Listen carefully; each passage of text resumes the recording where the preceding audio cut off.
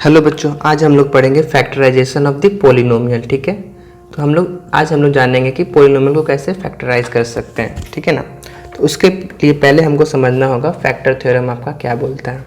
तो जनरली हम लोग जानते हैं कि चलो फैक्टर थ्योरम का पहले डेफिनेशन बता देता हूँ कि अगर मेरा सॉरी पहले ये समझ लो, ये हमने पिछले वीडियो में पढ़ा था कि P of X is equal to हम क्या लिख सकते हैं, G of x plus G of X into Q of x plus are of X लिख सकते हैं। Dividend is equal to divisor into quotient plus remainder. तो मेरा फैक्टर थ्योरम बोलता है कि अगर मेरा पी ऑफ एक्स का degree greater than equal to 1 है और ए आपका क्या है, रियल नंबर है, तब हम क्या बोल सकते हैं, पहला पॉइंट हम ये बोल सकते हैं कि x minus a is a factor, ये x minus a factor of p of x तब होगा जब p of a is equal to 0 होगा। ठीक है, p of a is equal to, जब p of a is equal to 0 होगा। Second है कि अगर मेरा p of a is equal to 0 होगा कब, इफ x माइनस ए क्या है, इस factor of p of x। इसी का जस्ट उल्टा है। तो पहला स्टेटमेंट बोलता है कि p ऑफ ए अगर 0 है तो मेरा x माइनस ए क्या होगा, फैक्टर होगा p ऑफ x का। सेकंड में बोलता है अगर मेरा x माइनस ए फैक्टर ही है p ऑफ x का तो मेरा p of a is equal to 0 होगा। तो चलो इसका प्रूफ देख लेते हैं हम लोग।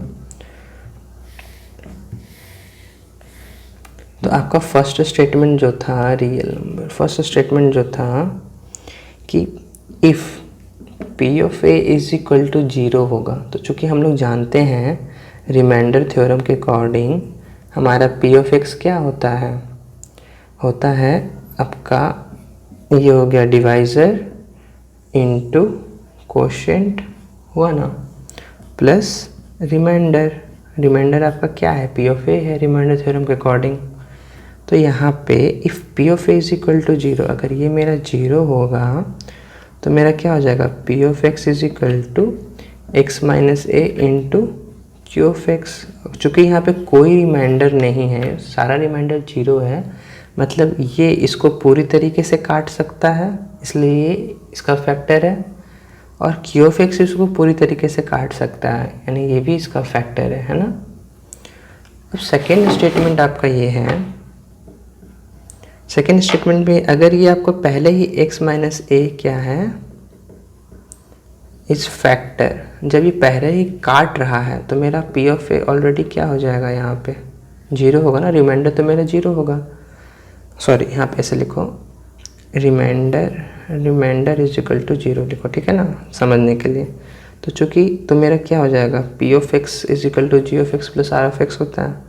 तो चूँकि यहाँ पे रिमाइंडर 0 है तो अगर हम x माइनस ए फैक्टर है, मतलब अगर x की जगह a पुट किए तो मेरा क्या हो जाएगा, a माइनस ए।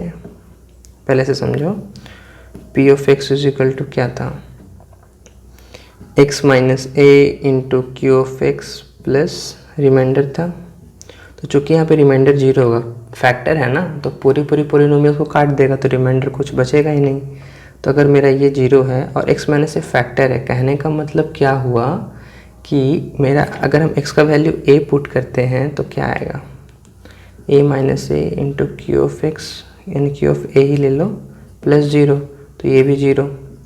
तो आपका क्या आया, p ऑफ a क्या आया, a माइनस ए 0, है ना। तो यही आपका दूसरा स्टेटमेंट बोल रहा था कि p ऑफ a भी मेरा 0 होगा जब मेरा x माइनस ए फैक्टर है। अगर मेरा p of a is equal to 0 तो इसका फैक्टर है, जस्ट इसका उल्टा, ठीक है ना। तो अभी हम लोग पढ़ेंगे इसके आगे क्या है। तो अब आते हैं हम लोग एग्जाम्पल नंबर 11। एग्जाम्पल नंबर 11 आपसे क्या बोल रहा है, हमें एग्जामिन करना है x plus 2 is a factor of this polynomial and this polynomial. तो एग्जाम्पल नंबर 11 में आपसे पूछ रहा है कि मेरा पहला है p ऑफ x क्या दिया हुआ है, x cube plus 3x square plus 5x plus 6 दिया हुआ है ना। तो और यहाँ पे दूसरा पोलिनोमियल है जो दिया हुआ है 2x + 4, ठीक है। हमारा जो डिवाइज़र है वो क्या है, x + 2। तो हम लोग क्या करते थे, पहले हम लोग इसका ज़ीरोस निकालते थे। 0 ऑफ g(x), मतलब इसको 0 के बराबर कैलकुलेट किए। x + 2 = 0, x = -2, है ना। तो अगर हम इसका वैल्यू p(2) में डाल देंगे, p(x) में डाल देंगे तो कितना आ जाएगा, -2 का क्यूब + 3 × -2 का स्क्वायर + 5 × -2 + 6, -2 का क्यूब -8 + -2 का स्क्वायर 4 × 3 12 -10 + 6, ये क्या हो गया 18 0 आया ना 0। कहने का मतलब क्या हो गया कि हमें पता करना था कि x + 2 इसका फैक्टर है या नहीं। चूँकि इसका रिमाइंडर 0 आया, मतलब मेरा p(a) क्या आया, 0 आया, है ना। a क्या था, -2 था। -2 क्या है, आपका रियल नंबर है, और ये डिग्री कितना है, >1 है ना। तो p(a) मेरा 0 आया, कहने का मतलब x - a मेरा क्या है, फैक्टर है, बाय फैक्टर थ्योरम, ठीक है। समझ में आया। सेकंड क्वेश्चन भी वैसा ही है। सेकंड क्वेश्चन के लिए मैं कहाँ बनाऊँ, यहाँ बना देता हूँ। सेकंड क्वेश्चन है आपका, उसी में s(x) कितना था, 2x + 4 था। तो हम क्या पुट कर दिए, s(-2) क्यों, मेरा ज़ीरोस कितना आया था, -2 ही आया था ना यहाँ पे। तो 2 × -2 + 4, -4 + 4 = 0। मतलब यहाँ पे भी मेरा मतलब s(a) क्या आया, s(a) 0 आया, कहने का मतलब x - a इसका भी फैक्टर है। क्लियर। अब आते हैं हम लोग क्वेश्चन नंबर 12 पे, ठीक है। तो क्वेश्चन नंबर 12 आपसे क्या पूछ रहा है, find the value of k। हमें k का वैल्यू निकालना है जब हमें पता है कि x - 1 इसका फैक्टर है। तो हमारा p(x) क्या दिया हुआ है, 4x³ + 3x² - 4x + k दिया हुआ है। यहाँ पे आपका डिग्री कितना है, 3 है, और यहाँ पे ये g(x) क्या दिया हुआ है, x - 1, है ना। तो हमें पता करना है कि हमें k का वैल्यू पता करना है, ठीक है। कैसे पता करेंगे, तो इसके लिए आसान सा है, चूँकि ये इसका फैक्टर दिया हुआ है। सिंस, आंसर में लिखो सॉल्यूशन, ठीक है ना। सिंस g(x) = x - 1 क्या है, is a factor of p(x) का, ये मेरा फैक्टर दिया हुआ है पहले से ही, ठीक है ना। तो यहाँ पे मेरा g(x) = x - 1 था, तो इसका ज़ीरोस क्या हो जाएगा, इसका ज़ीरो आपका हो जाएगा x - 1 = 0, x = 1, ठीक है ना। तो हम p(1) जैसे ही पुट करें, चूँकि ये मेरा फैक्टर है, ये मेरा फैक्टर है, तो मेरा p(a) क्या होना चाहिए था, 0 होना चाहिए था। तो मेरा p(a) की जगह क्या है, 1 = 0, है ना। तो हम यहाँ पे पुट कर देंगे 4 × 1 का क्यूब + 3 × 1 का स्क्वायर -4 × 1 + k = 0, है ना। तो यहाँ पे क्या आ जाएगा, 4 + 3 - 4 + k = 0। तो ये कैंसिल आउट हो गया, k + 3 = 0, k = -3। ये आंसर भी आता है। हमने क्या किया, चूँकि मेरा x - 1 इसका फैक्टर था, तो मेरा p(a) क्या होना चाहिए था, 0 होना चाहिए था। a हमारा क्या था, 0 से निकल गया, 0 ऑफ g(x) से मेरा a निकला। a निकालने के बाद हमने उस वैल्यू को यहाँ पे पुट कर दिया, सिंपल, और ये वैल्यू आ गया k का, ठीक है। p(a) = 0, ये इंपॉर्टेंट था ना, p(a) = 0, ठीक है। तो हम लोग आते हैं, अब फैक्टराइज कैसे करेंगे। तो फैक्टराइज करने के लिए हमें क्या करना होगा, चलो वो भी देख लेते हैं। चलो यहाँ पे दे रहा है बच्चों कि now you have, we will now use, हम लोग अब यूज़ करेंगे to factorise some of the degree 2 and 3, हम लोग सेकेंड डिग्री और थर्ड डिग्री को हम लोग फैक्टराइज करने की कोशिश करेंगे। तो कोई भी पोलिनोमियल है, ये आपका क्वाड्रेटिक पोलिनोमियल है ना। तो इसमें हम यहाँ पे क्या करते हैं, हम लोग को बेसिकली पता होगा, अगर हम इसको बोलते हैं a और b इसका -a और -b इसका फैक्टर है तो ठीक है। तो यहाँ पे देखो l इजिकल टू हम क्या बोलेंगे, a प्लस बी हो, ये l बराबर a प्लस बी हो, m is equal to a into b हो, ठीक है। तो चलो इसको देख लेते हैं। तो ऐसे केस में हम लोग स्प्लिटिंग करते हैं, स्प्लिटिंग करने का ये तरीका हुआ। तो यहाँ पे देखो हम लोग इसको प्रूफ करते हैं, प्रूफ नहीं बेसिकली करना क्या है वो है। तो देखो यहाँ पे बच्चों, we shall now try to factorise quadratic polynomial, हम लोग क्वाड्रेटिक पॉलिनोमियल को फैक्टराइज करेंगे जहाँ पे आपका a is not equal to 0। अगर a इक्वल टू 0 हो जाएगा, a क्या था आपका, a था आपका, इस वाले में a है आपका कोफिशिएंट ऑफ एक्स स्क्वायर, अगर यही 0 हो जाएगा तो मेरा लीनियर पॉलिनोमियल हो जाएगा ना, ठीक है। तो यहाँ पे देखो स्प्लिटिंग मिडिल टर्म से हम लोग पहला मेथड है, ठीक है। तो मान लेते हैं लेट मान लो कोई पॉलिनोमियल है p ऑफ x जिसका कि फैक्टर है, क्या फैक्टर यहाँ पे दिया हुआ है px, वही मान लेते हैं। चलो मान लेते हैं कि let px plus q and rx plus s, ये दोनों क्या है, is factor of any polynomial, ठीक है ना। कोई पॉलिनोमियल का ये दोनों फैक्टर है। तो चूंकि हम लोग जानते हैं पॉलिनोमियल अपना क्या था, ax square plus bx plus c था, तो अगर ये इसका फैक्टर होगा तो अगर हम इन दोनों को साथ में लिख देंगे तो ओवरऑल तो वही चीज़ देगा ना ये, ठीक है। इसको हम सॉल्व किए हैं तो px इंटू आर एक्स क्या हो जाएगा, p into r x square, px into s क्या हो जाएगा, ps into x q r x. ये मल्टीप्लाई करना अपना मैंने पिछले वीडियोस में बताया है ना, तो वहाँ से अगर नहीं समझ में आया तो देख लेना, ठीक है।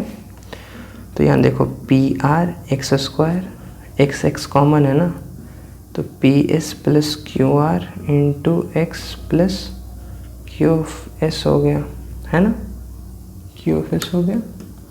तो यहाँ पे देखो ये आपका जो मिडिल टर्म था, तो यहाँ पे ए को कंपेयर करो, तो ए क्या है आपका, पी आर है, बी क्या है आपका, बी है आपका P s plus q r है ना, और सी क्या है आपका, सी है आपका क्यू ऑफ एस, इसको क्यू एस लिख देते हैं, क्यू इंटू एस है ना, क्यू एस है, ठीक है। तो यहाँ पे देखते हैं, चलो क्या ये आपका मिडिल टर्म है b p s plus q r, क्या होगा अगर हम दोनों मिडिल टर्म को मल्टीप्लाई कर दें, पी एस इंटू अगर हम क्यू आर करते हैं तो पी एस क्या है आपका, sorry p s into q r है, तो इसको हम क्या लिख देंगे, p into q plus s into r भी लिख सकते हैं ना, तो पी इंटू क्यू सॉरी इसको लिख देंगे p into r, p into r into s into q. तो पी आर है आपका कितना ए और क्यू एस कितना है आपका सी। तो मिडिल टर्म का वो दोनों मिडिल टर्म का जो भी स्प्लिटिंग करके वैल्यूज़ है उसका सम बी के बराबर मिडिल टर्म, उसका मल्टीप्लिकेशन किसके बराबर है, ए सी, यानी कि ए और सी, यही आपका स्प्लिटिंग टर्म होता है, ठीक है ना, स्प्लिटिंग मेथड होता है मिडिल टर्म का। इसको आपको एग्जांपल्स की तरह समझो, ठीक है, एग्जांपल्स बताऊंगा तब ज़्यादा क्लियर होगा। तो जैसे बच्चों यहाँ देखो एग्जांपल नंबर 13 है, फैक्टराइज करना है, फैक्टराइज करना है by using middle term and by using factor theorem, हमें दोनों से यूज़ करना है, ठीक है। तो यहाँ पे क्या करना है, फैक्टराइज करना है, हमें फैक्टर्स निकालने हैं। चलो पहला है आपका एग्जांपल नंबर 13 में 6x square plus 17x plus 5 है ना। तो इसमें हम लोग पहले यूज करेंगे स्प्लिटिंग मेथड, ठीक है। तो उसमें हमने क्या देखा था कि मिडिल टर्म को हम लोग एडिशन में तोड़ते हैं और उसका एडिशन आपका इन दोनों का मल्टीप्लिकेशन में आता है ना। तो अगर हम लोग मान लेते हैं कि if we can find two number such that पी, मान लेते हैं कि पी और क्यू यही दो नंबर हैं, ठीक है, जो हमारा फैक्टर्स आने हैं। तो यहाँ पे देखो तो क्या होगा, p प्लस क्यू हमारा क्या होना चाहिए, इन दोनों का सम होना चाहिए मिडिल टर्म के बराबर। p इंटू क्या होना चाहिए, इन दोनों का मल्टीप्लिकेशन। अभी यहाँ देखा था ना ये वाला, यहाँ पे देखा था ना, अभी जस्ट थोड़ा देर पहले समझाया था, तो वही है। तो इन दोनों का मल्टीप्लिकेशन आपका क्या होना चाहिए, 6 इंटू 5 30। अब देखो तो ऐसा कौन सा नंबर है जिसको हम जोड़ेंगे तो 17 आएगा, गुना करेंगे तो 30 आएगा। 15 2 है ना, 15 2 17, 15 दूनी 30। तो मान लेते हैं वही चीज़ करेंगे। तो हमारा ये क्या हो गया, 6x² प्लस 17x प्लस 5 है। तो 6x² लिए, इसको हम जोड़ दिए, चलो 2x प्लस 15x। तो 5 इंटू 6 30, x² ही हुआ, ठीक है। तो यहाँ पे अब इसको हम लोग स्प्लिटिंग कर दिए, हमने इसका बंटवारा कर दिया। तो अब देखो इसको हम लोग एक टर्म मानेंगे, इसको एक टर्म मान के हम लोग कैलकुलेट करते हैं। यहाँ पे 2x कॉमन अगर लेते हैं तो यहाँ पे क्या बच गया, 3x बच गया। 3 into 2 6, x into x² plus यहाँ 1, यहाँ पे 5 कॉमन लिए तो क्या बच गया, 3x प्लस 1 है ना।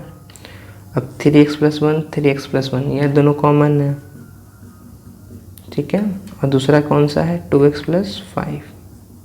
तो ये इसका फैक्टराइजेशन हो गया। क्लियर था, आसान था। हमने क्या किया, हमने पहले दो नंबर कंसिडर किया, p और q, ठीक है। अब यहाँ पे बोलेंगे p कितना है q कितना है। तो p हमने क्या कंसिडर किया था, ऐसा नंबर जिसका सम p और q का सम 17 हो और मल्टीप्लिकेशन ac का टर्म हो, ठीक है ना। तो वही चीज़ यहाँ पे आ गया। हमने 15 और 2 में इसको कंसिडर किया, चाहो तो इसको 15 और 2, 15 इधर लिख सकते थे, 2 इधर भी लिख सकते थे, आंसर सेम ही आता। वो भी बता दूँ क्या, चलो देख लो। इक्वल टू अगर मैं लिख दूँ 6x² plus 15x plus 2x plus 5, ठीक है। इस केस में क्या आएगा, यहाँ पे 3 कॉमन है, 3x कॉमन लेते तो यहाँ क्या बचेगा, 2x प्लस 5। और यहाँ पे क्या बचा, 2x प्लस 5 ही बचा ना।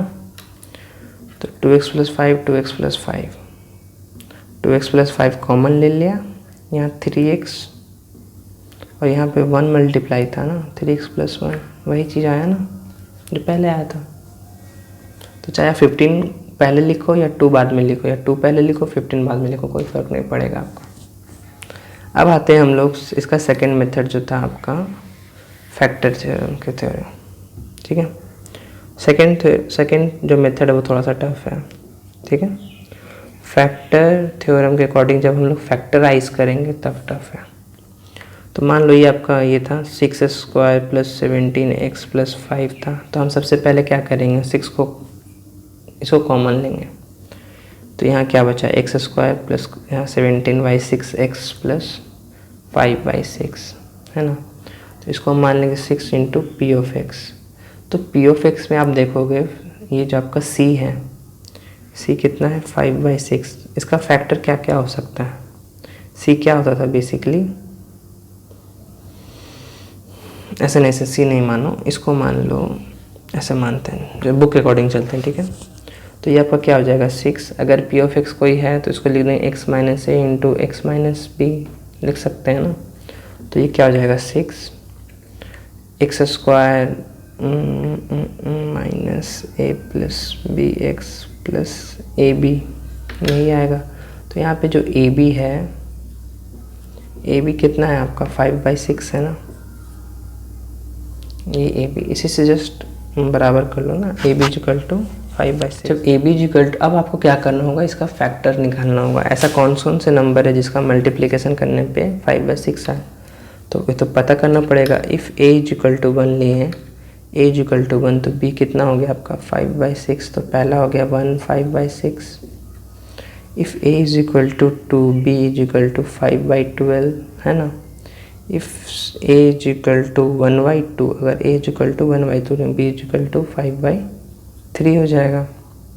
तो ऐसे ऐसे करके बहुत सारे इसके कॉम्बिनेशंस बनेंगे। अब हमको क्या करना होगा, इसके किस सारे कॉम्बिनेशन को हीट एंड ट्रायल से इस वाले इक्वेशन में डालना होगा, ठीक है। तो अब देखो, मान लेते हैं हमने पहले कंसीडर किया, बुक के अकॉर्डिंग ही चलते हैं, ठीक है। बुक के अकॉर्डिंग यहाँ पे दिखा हुआ है कि हमारा, मान लो ये सब इसके फैक्टर्स हैं, ठीक है, प्लस और माइनस दोनों में लिए। अगर हम p ऑफ 1/2 लेते हैं जो कि इसका फैक्टर है, p 1/2 लिए हैं, तो क्या आ जाएगा, हमारा इक्वेशन क्या था, p ऑफ x तो यही था ना, तो 1/2 का स्क्वायर प्लस 17/6 इंटू 1/2 प्लस 5/6। इसको सॉल्व करेंगे तो जो भी आएगा, देखो ये भी एडिशन में, ये भी एडिशन में, ये भी एडिशन में, ये कभी 0 के बराबर नहीं आएगा, तो p 1/2 इसका फैक्टर नहीं है। उसी तरीके से हीट एंड ट्रायल से अगर हम देखते हैं p इज इक्वल टू -1/3, इसमें आपको एक एक फैक्टर को उठा करके देखना पड़ेगा। किस्मत अच्छा है तो पहले ही मिल जाएगा। p -1/3 करके देखेंगे तो -1/3 का स्क्वायर प्लस 17/6 इंटू -1/3। देख रहे हो ना ब्रैकेट का यूज़ कैसे कर रहे हैं, ताकि आप लोग को दिक्कत ना हो। यहाँ पे ब्रैकेट अपने ही भी दे सकते हो, चलेगा। तो ये माइनस का square plus 1/9 plus into minus हो जाएगा माइनस, है ना, plus into minus minus 17/18 plus 5/6। सबका एलसीएम तो 18 ही आएगा ना। 2 - 17 3 15, 15 + 2 17 - 17 0। तो आपका p ऑफ -1/3 जो 0 आ गया, मतलब क्या हुआ आपका, इसका मतलब ये हुआ कि x + 1/3 क्या है, आपका फैक्टर है। ये था ना, if p of a is equal to 0 then x - a is the factor. तो यहाँ पे देखो वही चीज़ समझा रहा हूँ कि अगर आपका यहाँ पे -1/3 p -1/3 इज इक्वल टू 0 है ना, तो इफ़ हम लोग क्या जानते हैं फैक्टर थ्योरम से, p of a is equal to 0 then x - a is factor. तो यहाँ पे a कितना है, -1/3 है ना, मतलब क्या होगा, x -1/3,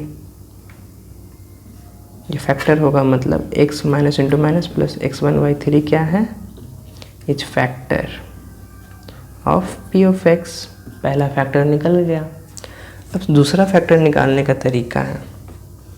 दूसरा फैक्टर के लिए आप क्या करो, उससे इसको डिवाइड दे दो, जल्दी निकल जाएगा। तो बच्चों अभी हमने अपना पहला फैक्टर निकाल लिया था x + 1/3, ठीक है।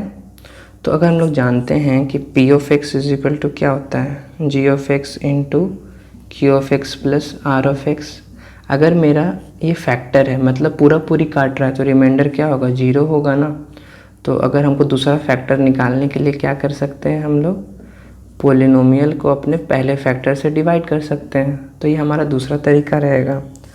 नहीं तो क्या है, बाकी आप जो फैक्टर निकाले हो ना, इस सबको एक एक करके पुट करो। तो इससे अच्छा है कि आप लोग डिवाइड कर दो, चूँकि हमारा पहला फैक्टर पता चल गया। तो x + 1/3 जब हमें पता चल चुका है, तो हम क्यों ना डिवीज़न करके निकाल लेते हैं। x² प्लस 17/6x प्लस 5/6 है ना। तो हम जैसे इसको x से मल्टीप्लाई किए हैं, मतलब फर्स्ट टर्म तो डिविडेंड को फर्स्ट टर्म तो डिवाइजर से डिवाइड किए हैं, x² तो ये क्या आ गया, x ही आया। तो x इंटू एक्स क्या हो जाएगा, x² plus 1/3 into x, subtraction कर रहे हैं हम लोग, ये कैंसिल आउट हो गया। 17/6 माइनस 1/3 है ना।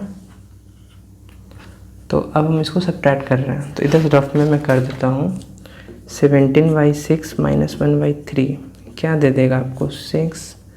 17 - 2 15, ये कैंसिल आउट होगा ना।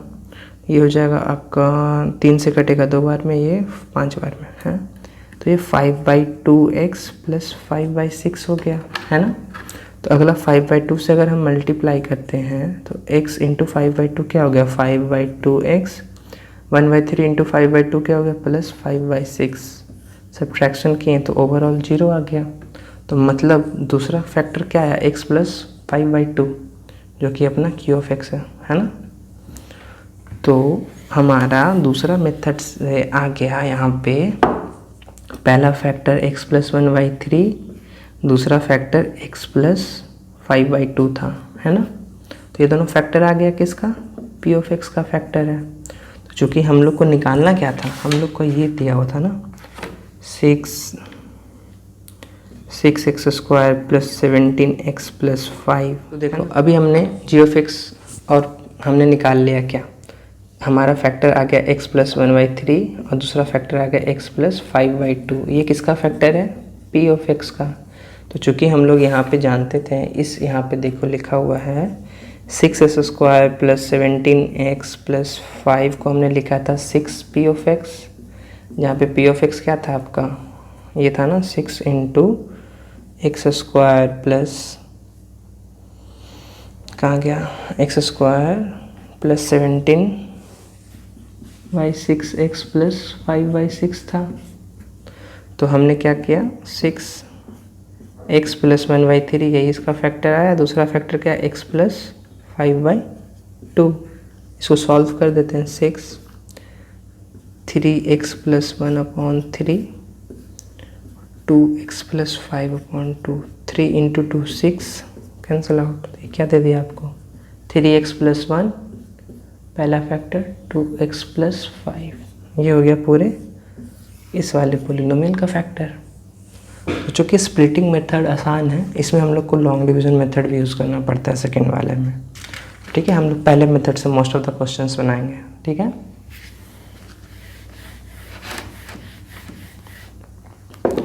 तो अभी स्टार्ट, अभी और भी है, एग्जाम्पल नंबर 14 भी है, मुझे लगा एक्सरसाइज है अभी। तो अब आते हैं हम लोग एग्जाम्पल नंबर 14। एग्जाम्पल नंबर 14 आपका क्या है, y² माइनस 5y प्लस 6 है, ये आपका p(y) दिया हुआ है, ठीक है। अगर x था तो x के टर्म में लिखते हैं। तो हमें यूजिंग हमको फैक्टराइज करना है यूजिंग फैक्टर थ्योरम, हमें फैक्टराइज करना है। तो हमारा ये पॉलिनोमियल है, तो लेट हम मान लेते p(y) is equal to y minus a into y minus b। अगर p(x) करता तो x minus into x minus b लिखते हैं, ठीक है। तो चूँकि यहाँ पे हम लोग क्या हो जाएगा y² minus a plus b y plus a b यहाँ पे क्या है 6 है, तो फैक्टर ऑफ 6 निकाल लेते हैं। फैक्टर ऑफ 6 क्या आएगा प्लस -1 प्लस -2 प्लस -3 आएगा, है ना। तो अब चलो फिर से हम पहले की तरह पुट करेंगे। p ऑफ हम पुट किए 2, p ऑफ 2 पुट किए तो 2 का स्क्वायर -5 इंटू 2 प्लस 6 क्या हो जाएगा 4 माइनस 10 प्लस 6 0। ओ 2 यानी कि फैक्टर निकल गया पहला बार में।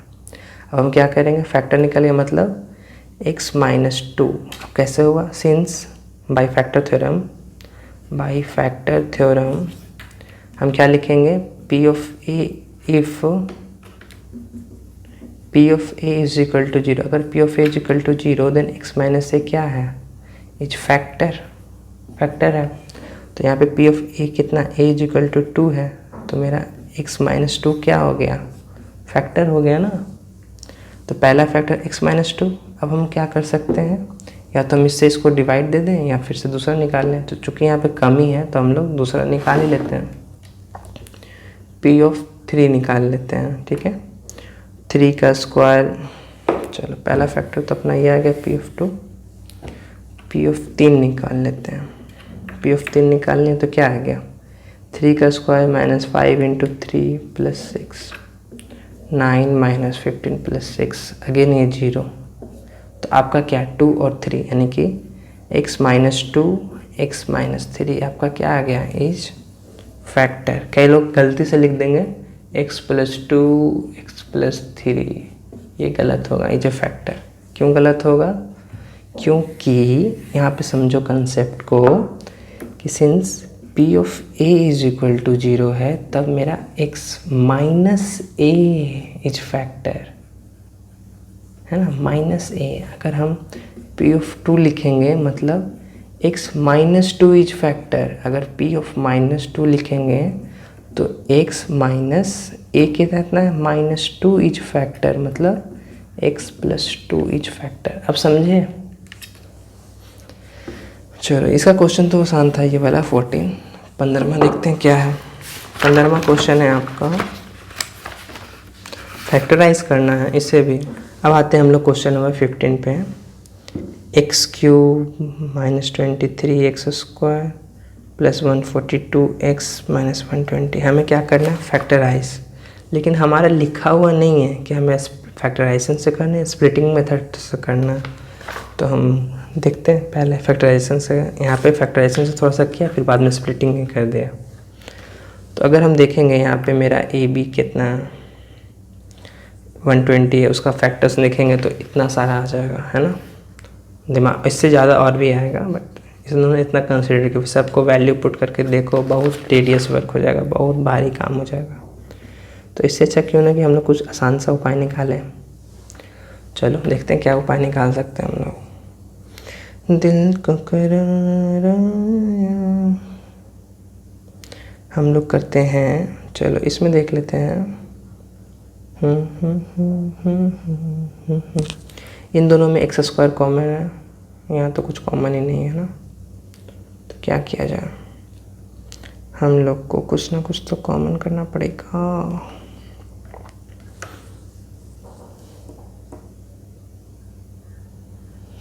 हम लोग इसको स्प्लिटिंग मेथड से तोड़ देते हैं, ठीक है। तो यहाँ पे देखो -23 को इसने लिखते हैं x cube minus x square minus 22 x square, है ना। और इसको भी तोड़ दिया हमने 22x प्लस 120x, ठीक है, माइनस 120। इसमें हमने इसे तोड़ दिया, ठीक है ना।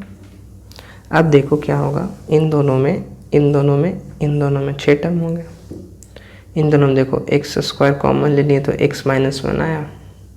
इन दोनों में अगर हम -22 x कॉमन लिए हैं तो यहाँ पे क्या बच गया? x माइनस 1 बच गया। यहाँ पे x और ये प्लस में था तो ये माइनस में बन गया।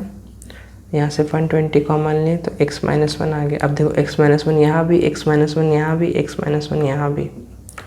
तो x माइनस 1 को हम कॉमन ले लिए, x square minus 22x plus 120, ये आपका ये किधर आ गया? अब ये क्वाड्रेटिक में आ गया। अब तो तोड़ना आपके लिए आसान हो जाएगा।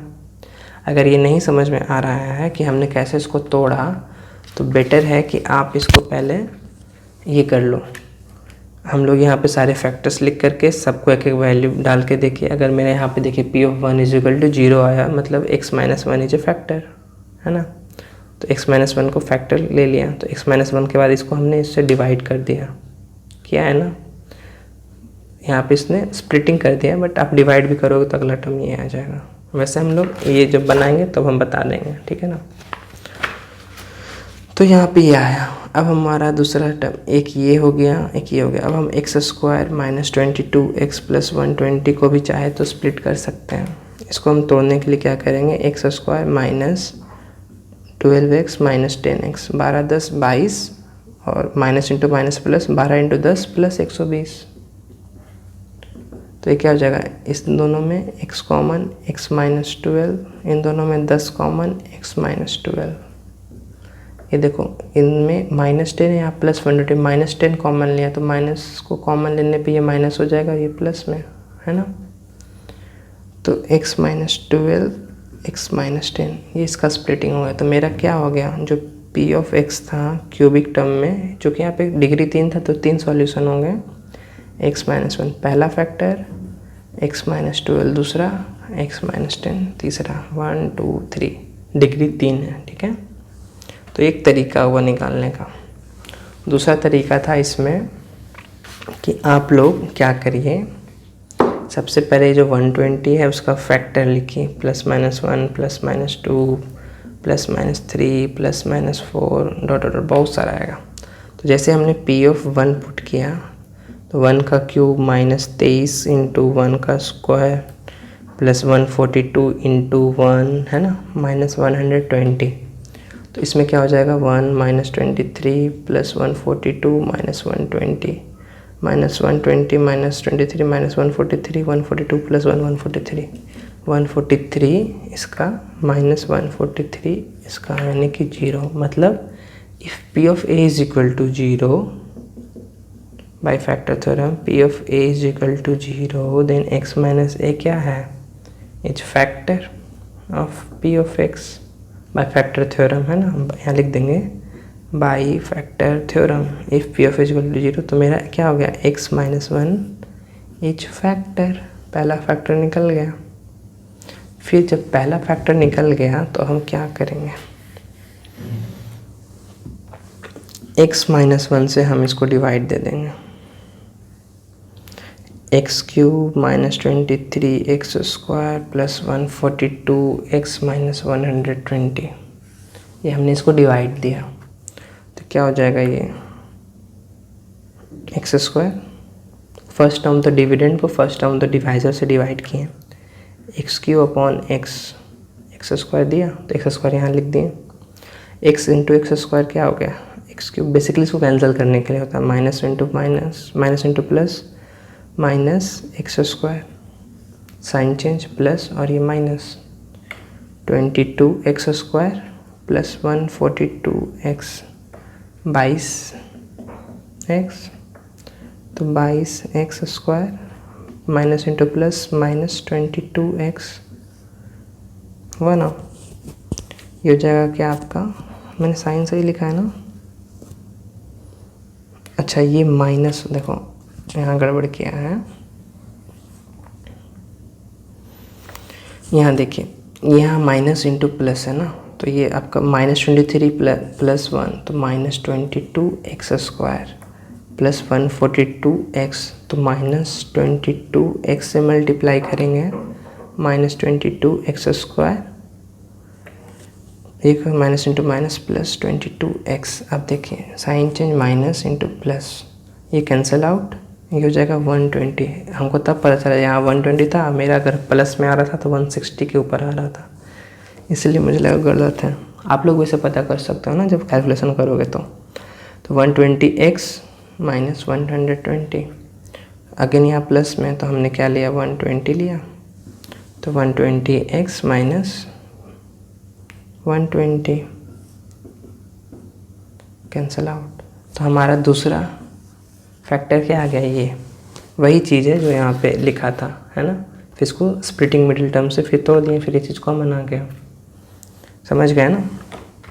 तो यहाँ पे हमारा एग्जांपल्स ऑफ द फैक्टराइजेशन ख़त्म होता है, ठीक है।